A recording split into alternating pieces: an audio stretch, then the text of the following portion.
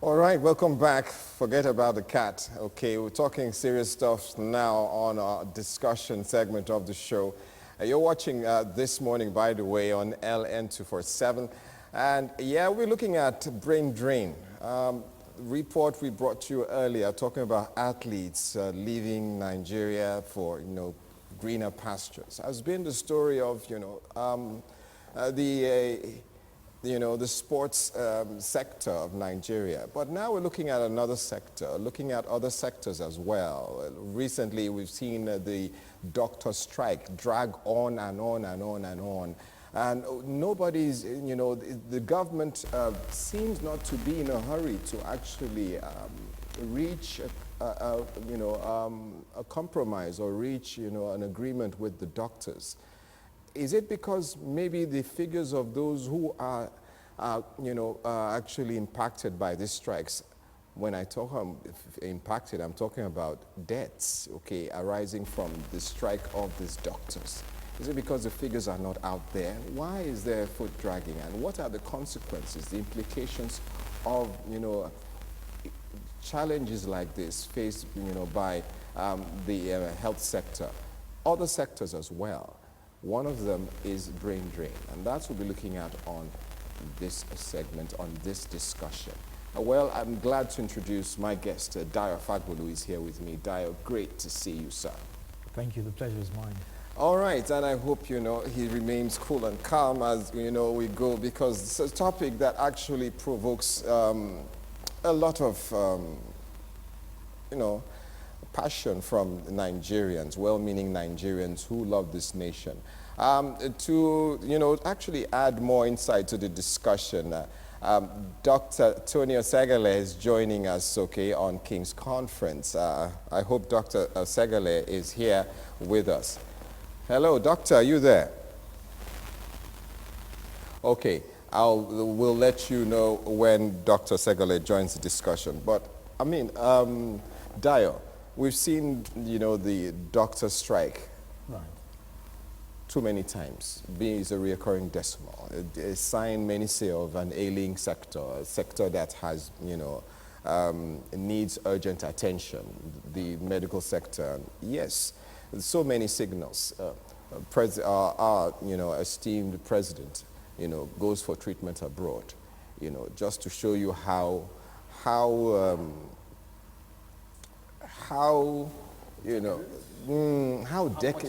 decadent. I wanted to use, a more positive, word, to show you how, beautiful it is with, the health sector back at home. Docs, our leaders, our politicians, fly abroad for, one checkup or the other. Medical tourism is, our loss is the benefit of this nations like India and all of that. And that's just one sector, Dayo. You have, kids abroad, brilliant kids that, the training abroad, then they actually remain there. There's no return back home. We talk about brain drain. Where do we start with all of this, Dayo? Well, I think for starters, we've had this discussion, a couple of times. And one of the core areas we need to start looking at is merit. And I repeat it very often. We have to start from the point of merit. A man should be rewarded for what he has done. Let's do a quick analysis. How many years does it take for you to train one medical doctor, for instance? Let's say an average of 7 years. And it's not 7 easy years, it's 7 grueling years. It's ward visits, practicals, everything you can possibly think of that puts a man through a lot of stress. 7 years, he finally graduates, he can barely feed himself or his family on his income. Right there beside him. Well, his profession has to be prestigious. Yes. Well, we haven't even gotten to that point. We've just said 7 years. Yeah. And at that same point, there's a senator who managed successfully to get his secondary school leaving certificate. And he's allowed to enter the Senate on that premise, and he earns 20, 30 times more than that doctor monthly. Where exactly does the logic reside in it? Why would I want to be a medical doctor if I can earn a living, live well by doing nothing? This nation encourages mediocrity. And until the nation says, I will reward you for your effort, nothing is going to come out of it. Nothing good can come out of it. It doesn't matter what we say to each other. It's all wishful thinking. Of course, we could say a prayer or two. God is always listening. But even God says, you know, if you turn away from your wicked ways, he said, I will heal your land. That's what he says. He didn't say you should continue in your wicked ways. And currently rewarding people for what they do not deserve. Is wickedness. How did we get here? Because, you know, you find out that in spite of all the facts, the figures that have been brought out, we've done a comparative approach with what, what our leaders and the politicians earn from this part of the world, compared with the leading nations that we actually go cap in hand for aid from. Right. You know, nothing has changed to address this anomaly. Nothing has been done to change the dynamics of, major issues. We talk about the nation being economically challenged, especially in these climes. Right. Government has made a case for, look, Nigeria is not as rich as we think it is. We don't make as much as we used to. It's time for us to take an emergency approach to our, economy, our financials. But that has not reflected in the community of people you have highlighted right now. Right. What is the challenge, sir? Look, I think for starters, we do not have the political will, like they say. Let's just say we don't have the will. I've also said it, that the Nigerian problem is cognitive. It is thus cultural. It's an accumulation of bad habits over a long period of time. Now, for starters, you must understand that, permit me to speak in Yoruba a bit. The Yorubas say, I will translate, that we never serve a father and then serve his son. Now, what it implies is not that they do not serve father and son. What it implies is that we too will have an opportunity. We will strive for success too. Sure. That success is not a preserve of a few. It's something that we all step out and try and achieve. Now, the bottom line why I raise this issue is because you must understand that in our cultures, we have certain cultures that are aligned towards serfdom, where there's rulership, or, and there's the followers. I mean, the North is more aligned to that. And you must understand that when cultures mix, our culture that says nobody is subservient to anybody, okay, and their culture that says, people are subservient to each other. When these cultures mix, you find out that you have what you call a dominant culture. Unfortunately, we have reached a point in Nigeria where people just only want to reside in favor. Please hold that thought. We want to go for a quick break and do a technical shuffle, and when we come back, the show will continue. Don't go away.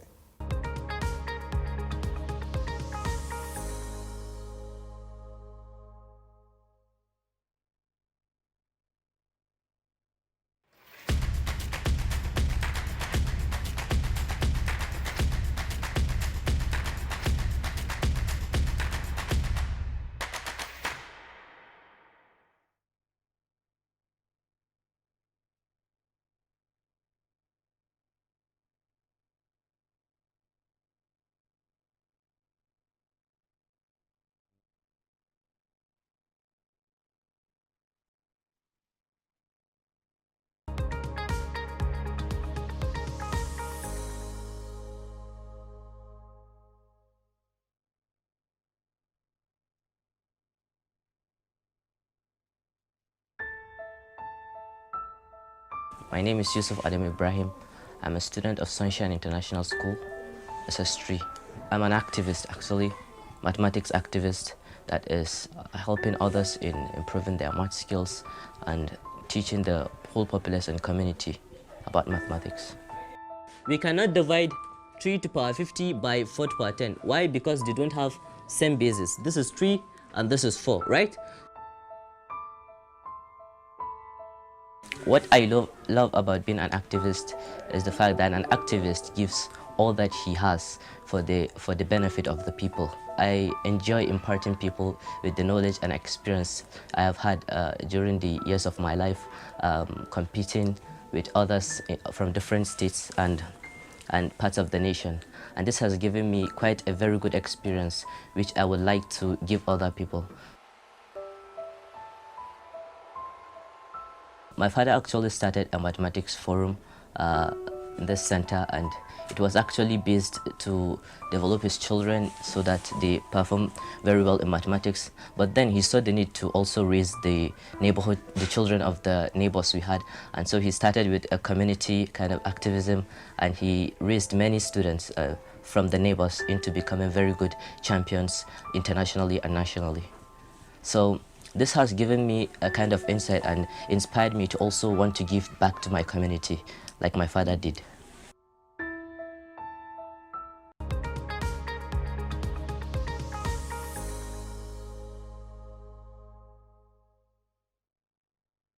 All right, great to have you back, and you're watching This Morning. We went for a break there. We'll be talking about brain drain, resultant effect of ailing sectors like the health sector.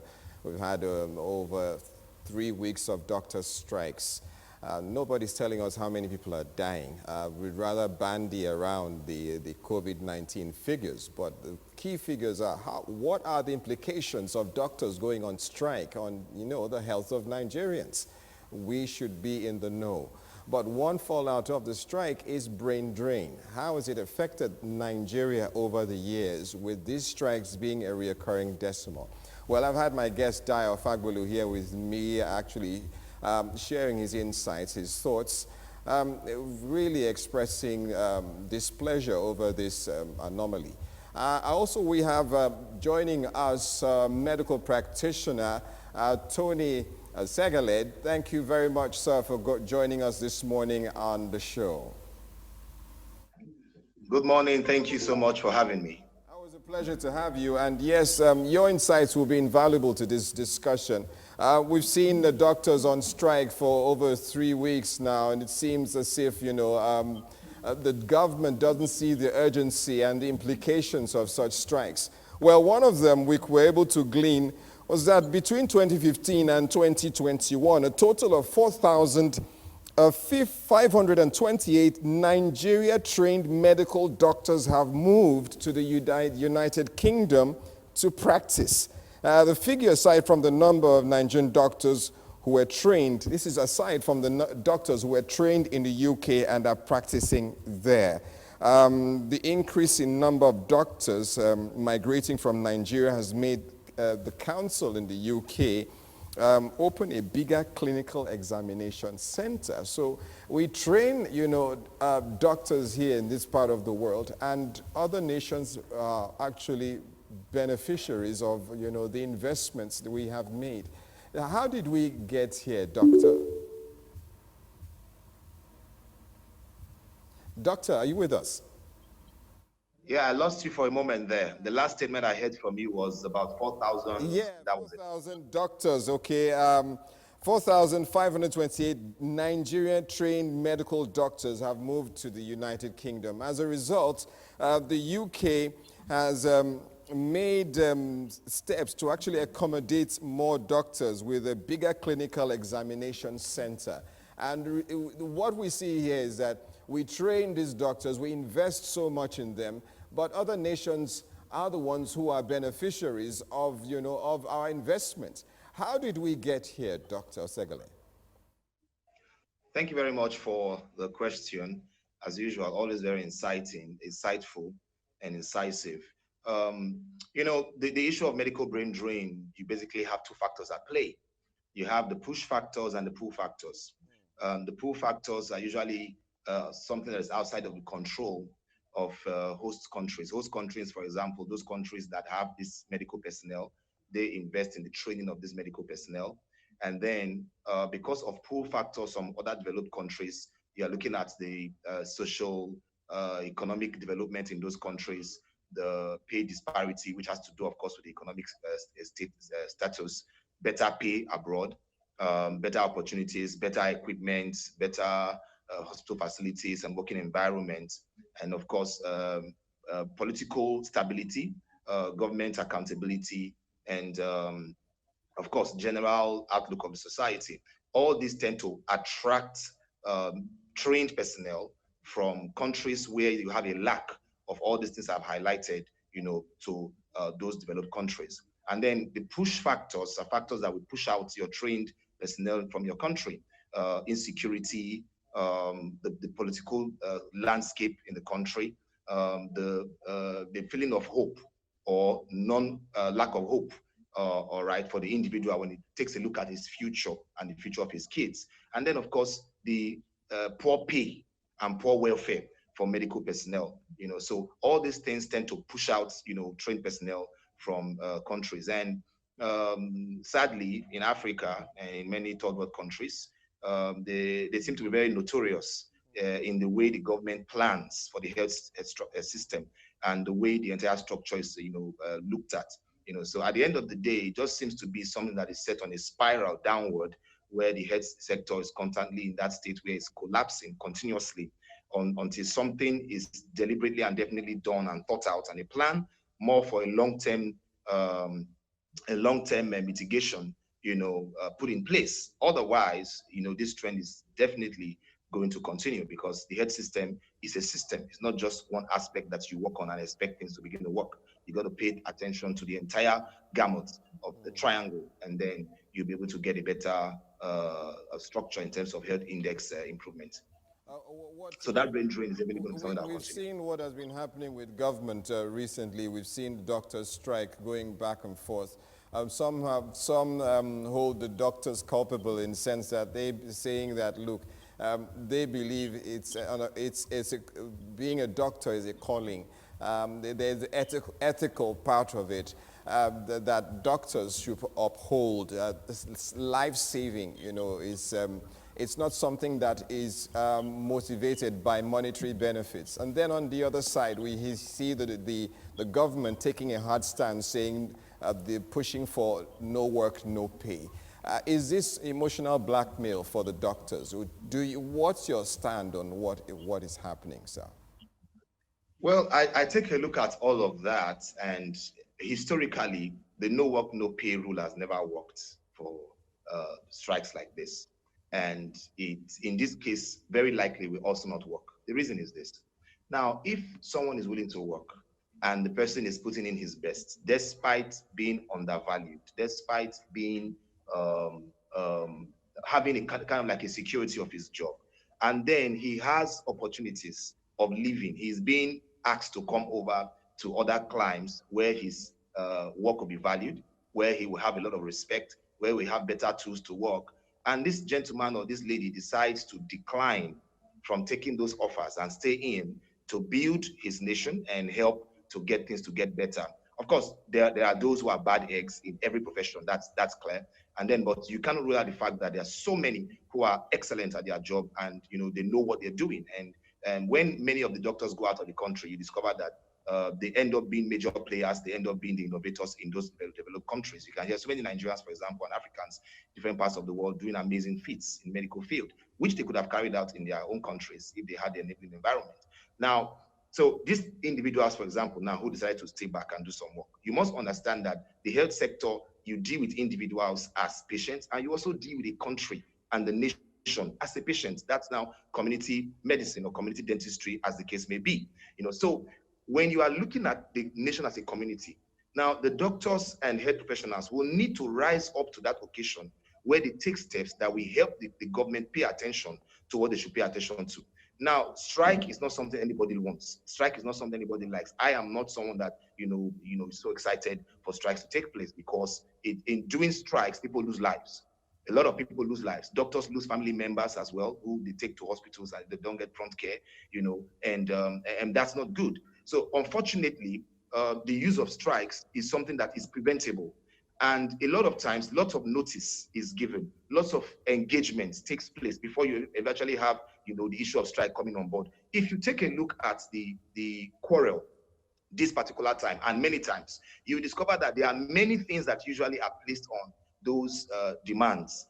of addressing either unemployment, trying to stop brain drain, trying to say, let's do more training, let's get more facilities, let's take a look at what needs to be done, because usually it's the baby that cries the most that is paid attention to. That's how it seems to be. And the sector that is crying the most is what the government will pay attention to as well. So these gentlemen, these guys have definitely been trying to engage the government, and the government has been giving promises and promises and promises, and time has been going and time is continuing. And the healthcare sector is spiraling down into failure. I can tell you that it's spiraling down into failure. You understand? So if you have now have this gentleman and say, hey, look, since you have refused to listen to reason, you have refused to come to negotiation, you have promised and you keep reneging on your promise, then we need to get you to be on your toes to make what you promised to do come to pass. It's not like it's something new. If you look at the things they are talking about, these are things that are dating back, years. These are dating back several months. And then there's been reneging on the part of the government, severally. Now, of course, maybe the government has their reasons. They have procedures of bureaucracy that they need to, bring out their policy and get what they need to be on the table. Possibly they have the will, but they need to act faster. All right. And the best way to deal with all these things, have your dialogue, interact, have a plan. Don't just do things, as reactionary. Let's have a plan to say in the next 5 years, in the next 10 years, this is what we're going to be doing in terms of infrastructure. This is what we're going to be doing in terms of training. This is what we're going to be doing in terms of, a consistent increase in, the income, so that at the end of the day, we are not contributing. The one the government can do to stop, the push where the nation is pushing people out. Let us address that, okay? The ones that they cannot control, what other countries are doing to attract your doctors out, you can't control that. The one you can control, better pay, better infrastructure, better provision of healthcare facilities and all of that. Training. These ones the government can do. These ones, a governor or a president with will, all right, and the structures, they can definitely attend to that. And we have a drastic reduction in this brain drain issue. And it's not just international brain drain. There's also brain drain internally, where health personnel don't want to go to certain sectors, in the state or in the country, and they stay only in the developed areas where they know they have access to better opportunities in terms of resources and so on. And let me quickly say this.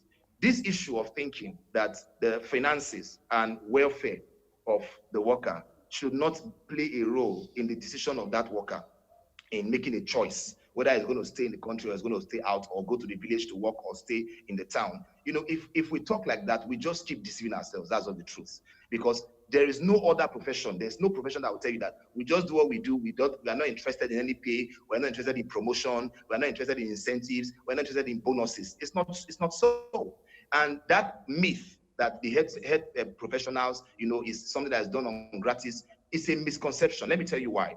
When healthcare was brought into the country, you have a lot of mission hospitals. Those mission hospitals had doctors who were working in hospitals where healthcare was, in quote, free to the indigents who came to those hospitals. But you know what? The drugs, the consumables, the medical professionals, they were mission doctors and mission supplies. People paid for them somewhere else to be able to have it free of charge in these parts of the world. Right. But the people in this area who benefited from these mission hospitals and from these mission doctors and from these mission schools and from these mission teachers now taught that those workers were working for free. And so the profession is a profession that operates for free. It's a misconception. Okay. And it's something that the education is not being done. Government is not, coming out, people that know are not coming out to say the truth so that people can be re-educated and then the right things can be done. Okay. So long as they keep blaming the professionals for what is going on, you will not hold the government accountable for creating an enabling environment which will benefit the people at the end. Well said, Dr. Anthony. Look, everything you said is noted. And thank you for pointing out that we also have internal drain as well, brain drain, into the internal one where professionals choose most lucrative areas to work. Dio, looking at this whole scenario, this situation, we talk about these doctors in diaspora. We talk about, some analysts have, earlier in the year, the Honorable Minister of Labor, Chris Ngige, did make a statement when, the issue of brain drain was brought up. He said, well, it's a welcome development. Let them go. It's a good thing. And yeah, they add, it's good to have our people there, and One of the reasons cited for this is diaspora remissions. The diaspora remissions has been, a huge discourse. Maybe that's the new oil for Nigeria, for Africa, because when you look at the figures now, apart from the impact of COVID-19, which saw a shutdown of countries in 2020. Diaspora remissions went as far up to about $23.55 billion in 2019. 2019 Right. was 23.55 billion. Now you put that in context, in comparison with oil revenues, that stands at the highest of over by $4 billion. You find out that there is no comparison. Yeah. Diaspora remittances cannot be ignored.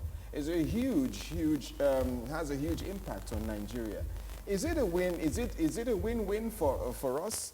Or we are facing here? Is it a welcome development that doctors, professionals are leaving Nigeria and going to greener pastures to the benefit of the nation when it comes to diaspora remittances? Or should there be a balance? It's a conflicting conversation, I'm sure. What balance can you find? For starters, what you want is you want to develop our own economy. Yeah. You want to develop our own social and political structures. You want them to mature. So, yes, that's the starting point. These remittances are important also, but the basic reason why we're looking at them in comparison to each other or in a subjective way is because the economy itself is not doing well. If the economy was doing well, that will not be a consideration. If we were doing the economy, why would diaspora remittances be such a big deal? And this is the problem we keep talking about. We have imbibed a culture, a flawed culture. We have become complacent, lazy, and mediocre. Those are the only few words I can use as for the Nigerian people now. That does not exclude me as a person. I'm rounding up my doctoral study too. And the first thing on my mind is, look, after spending $100,000 to acquire a doctoral degree, what will I be doing here? Apart from providing some kind of social service, I'm trying to give back. Honestly, if I want to recover my $100,000, if I want to be able to say, look, you know what, this is an investment, a commercial investment, and I want the money back, I'm not going to be thinking of Nigeria. Definitely not. Whatever knowledge I want to impart, I'll probably say, look, for somebody who's going to pay me $5,000 a month or $4,000 a month, I'd rather take that offer up. I know in a few months' time I've recovered my money back. How much does a Nigerian professor earn? Maximum, maybe like $2,000. Maximum. So, $2,000 a month. That means in the year. And due to the exchange rate, that's about over $1 million naira a month. Frankly, honestly, this is a joke. There is no balance. There can be no balance for a while till we get these political, social structures right. I don't know, like I say it all the time, I don't think this politics suits us the way it's defined in Nigeria. I don't think the Constitution has done us any justice or any good. We need to start reviewing things very critically because, look, people need to earn what is deserving. What do you say to analysts who say the issue of neocolonialism is even more magnified in what is happening, in the sense that the best minds from Africa are being harvested in this process? We've seen programs for youth prodigies. These children are taken over and they do not return. We have that in different sectors, our best minds going. So the same experience where we complained of slaves being taken from Africa, forcefully. This time around, we are willingly, embarking on this exodus. We make all the excuses in the world. My own father went to Harvard. And when he was done, he came back to Nigeria. You could barely get my father to go anywhere else. He was treated with such disdain and disrespect amongst his own people. Look, let's get real here. Let's get real. The man willingly went to Harvard. graduated and came back to serve his nation. You cannot imagine the amount of insults the man got in his lifetime. There were points in time when he had to consult the federal government, and people would look at him with a bad eye because their only concern was how much money they could make. Look, the system has to change for us to go anywhere. It's not just about, these things we talk about, the financial things, but we're talking about our ethics, our morality, our lifestyles in general. A man studies with so much money, comes back and says, look, let me serve my nation. And you look at him with a bad eye and say, look, listen, you're not allowing us to make money. So the problem goes beyond this. Why would I want to work in a system that is so corrupt? Why would I want to work in a system that does not encourage excellence? That does not encourage me to do the right thing? I would willingly leave any day. You talked about my kids being abroad. And the question is why? The main reason why those children went abroad was I could not afford them to imbibe the culture, the ethics and the morality that was surrounding us in Nigeria. I've sat down with young kids about their age, and we've had conversations once in a while. And the response to me is very simple. What do you want to do with your life? One says to me, I want to be a 419 like my father. He's done quite well. Nobody gave me a good answer. Nobody wanted to work. Nobody wanted to put in the time. That is what we have become as a nation. So it comes to the second point. Why would you want to, if you are a person of integrity, a God-fearing person and an honest person, why would you want to live amongst people that will corrupt you? Why would you want to live amongst people that have no respect for that which is right? But it could be, that's what you're doing could be explained as taking out the salts from, from the salt, the preservative. Brother, Actually, the salt you are a preservative. The salt is gone. That's the point. The salt is already gone. That's what I'm trying. That's what I'm trying to make to you. We have declined to a position that is unacceptable. Okay. And that is what we need to look at. We need to get back on track as a nation. Cultural, cognitive, social, political, name it, religious. All right, Dio, let's go to Dr. Tony. Dr. Tony, are you still with us here? Yes, I am. I'm sure you've been listening to Dio making his position on this matter. One thing I'd like to share with you, I'd like you to, bring us into is your experience as, a private practitioner. According to statistics, the Nigerian population, which is the range of 200 million people, brings it to about one doctor to 5,000 persons. One doctor to 5,000 persons against the World Health Organization, WHO's recommended 1 to 600. Analysts say it poses a serious and severe risk to the health of the populace. What do you say to this? What is your experience on this matter? Okay, very quickly, let me just quickly make a little correction. I'm not in private practice. I'm actually a doctor in public sector. I work in the public service. Noted, currently, okay. Yeah. So at the top levels of the professional ladder already. And so I've had a lot of interaction professionally. I've also functioned as the president of resident doctors for a particular state for a term, and had the opportunity of interacting both with government, provided position papers, and tried to engage on the concept of the health sector as a system that needs to be looked at as a system beyond just picking out infrastructure and then you build it and you have facilities that are standing there, nothing is happening inside. Nothing inside of it. Nothing inside of it. No doctors, no nurses, no equipment. Or you have equipment wasting somewhere. You don't have any place to put them, and you don't have doctors. So you have doctors and nurses somewhere, and you don't have equipment to work with. So it is rare that you have all of this coming together and with the will to get it to work the way it's supposed to work as a system. Now to your question, the United Nations app says, the WHO says 1 to 600. United Nations says 1 to 400. And it's very remarkable that you have a situation where you have one doctor seeing up to 2,000, 3,000, 4,000 patients or or in terms of division, looking at 1 person to 5,000 patients, 1 person to 2,000 people. That is ridiculous. On a daily basis, imagine having to see up to 150, 200 patients on a daily basis.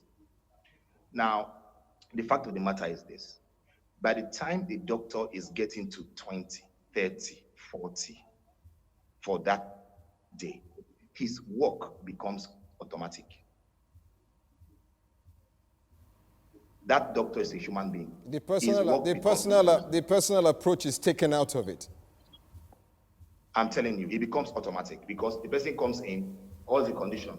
What's wrong with you? What happened? Okay. You're supposed to be able to spend up to 20, 30 minutes with a patient. Now, because you see the crowd outside and they are shouting and they are screaming, what have you been doing since? We came here since morning. All the people you have seen so far is only 10, it's only 15. Now you come in, you sit down. What's the problem? I have fever, I have this, I have that. Okay, is that all? Say yes, okay. Doctor, won't you check me on the chair? Won't you examine me? Don't worry. Since it's just fever and this, all right, go and do this test, go and do that test, go and do this test. Take these medications, come back to me when you are done with the test. At least that one has gone to be doing tests. Before you come back with the result, you can see some other person. So I see this play out. And then, will you want to be the 100 patients on a particular day? No, sir. For such a doctor to interact and miss out very key symptoms or signs that he's supposed to have picked up because he's fatigued, he's overworked.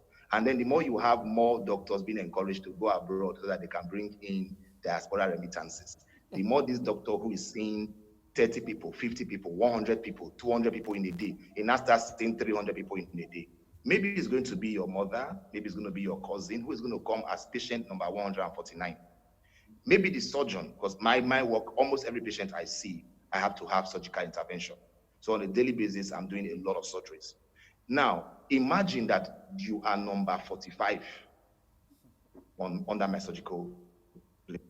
Because of the level of my personal holding myself to discipline, holding myself, for my Christian beliefs and what I know by conscience and by God's word that I need to act conscientiously at all times and never act negligence and have the best for my patient, I will spend the amount of time I know I need to spend to be diligent to give an excellent care for my patients. And if I'm not able to handle all the patients that are outside for that particular day, I simply book the other patients for another day.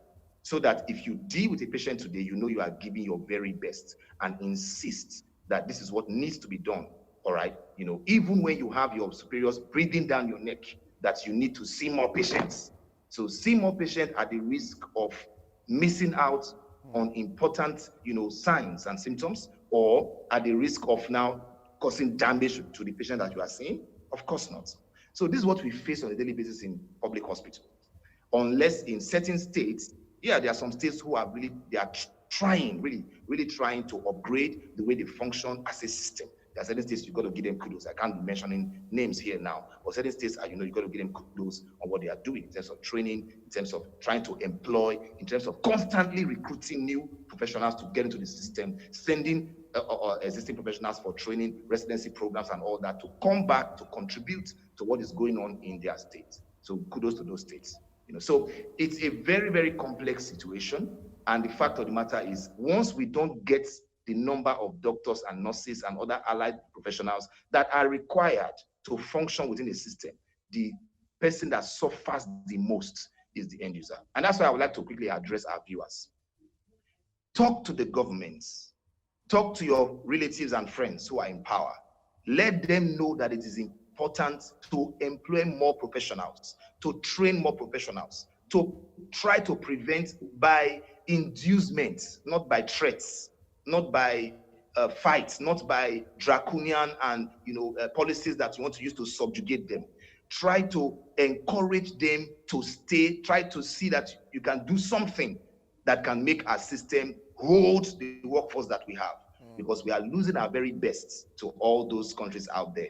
And if something happens in the nation, who is the person that is going to be around to handle, that crisis? Dr. Tony, I want to thank you. Thank you so much.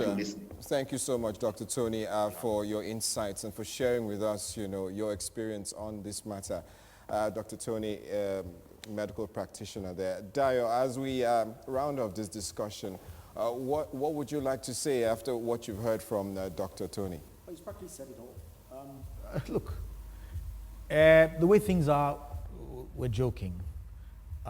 We need to get serious. He says threats don't work. Threats won't work. I mean, like I said to you, people have invested their time, their money, their skills in evolving, as or developing themselves. They need to be remunerated. Like I said to you, as far as I'm concerned, if the system works, it'll be a question of people being remunerated for whatever skills they have. And until that happens, we are totally wasting our time. It's just going to go haywire. I'm not going to finish my studies and then sit down and concern myself with Nigeria. Nigeria has made no contribution whatsoever. I mean, I pay my taxes. I mean, they didn't add, no bursaries, no scholarships, nothing. Look, it's just simple logic. If you have invested so much time and so much money, medical, doctor, engineering professional, you want to be remunerated. Well, from what you have said, one thing I can only glean is that our leaders stakeholders in these sectors? Until they are stakeholders, until they have something to lose by these sectors not working, not functioning, things will not change. That saying, that comes to mind is only Nigerians can build Nigeria. So I would certainly hope that the recent strike will be brought to an end and a lasting solution will be the answer to all of this. And enough of these reoccurring decimals. We really need to take critical steps to address what is happening in the health sector and other sectors as well. Dio, thank you so much for coming on the show. It's been great having you, as well as Dr. Anthony Osagyele. Thank you very much, sir, for your insights. That's where we will leave it for now, viewers, on this matter. We'll definitely see how it develops. Recent story says government and resident doctors have reached a stalemate once again. I hope that something will be done soon. Let's take a break. The morning show will continue. Don't go away.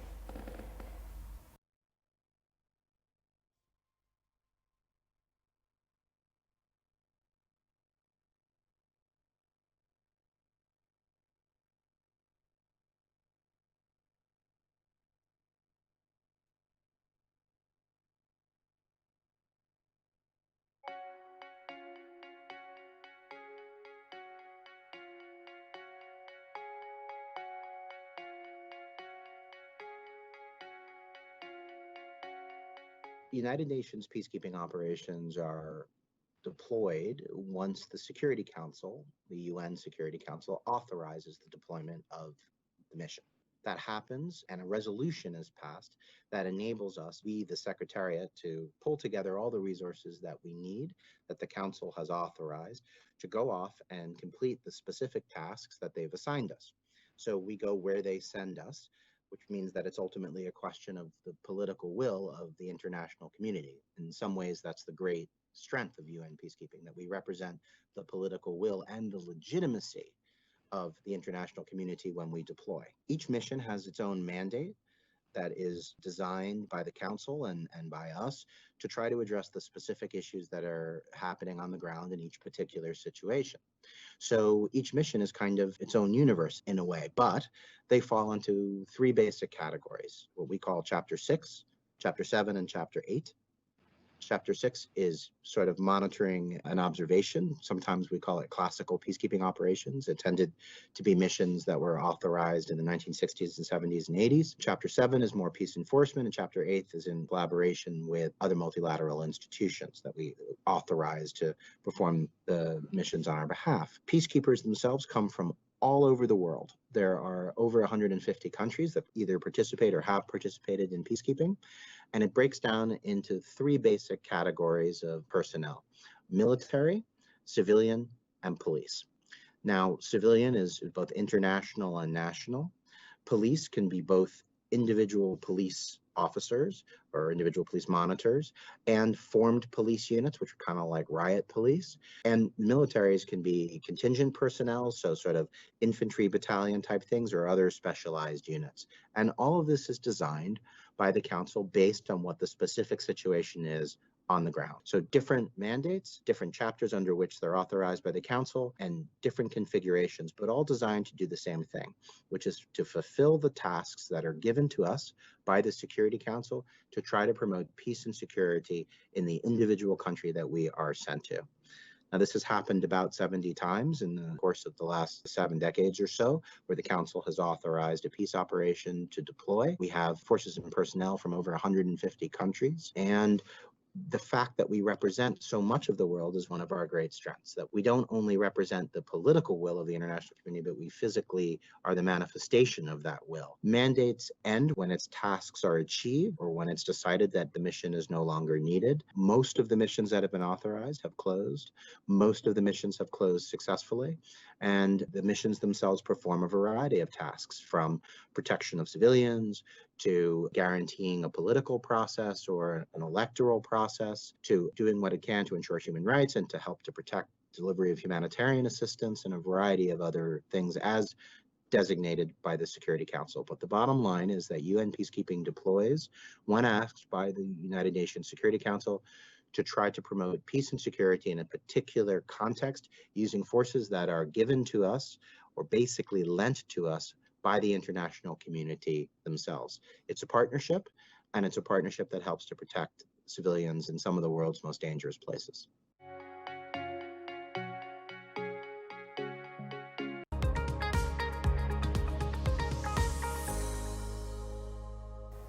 All right, we are back, and we're back to go to tell you thank you for staying with us thus far. Dio is still here, and we're just talking off camera about the coronation of the Olu of Warri over the weekend, an event that has actually seen a lot of Nigerians say, wish we had this kind of leader at the helm of Nigeria's affairs. Dio, any thoughts on that?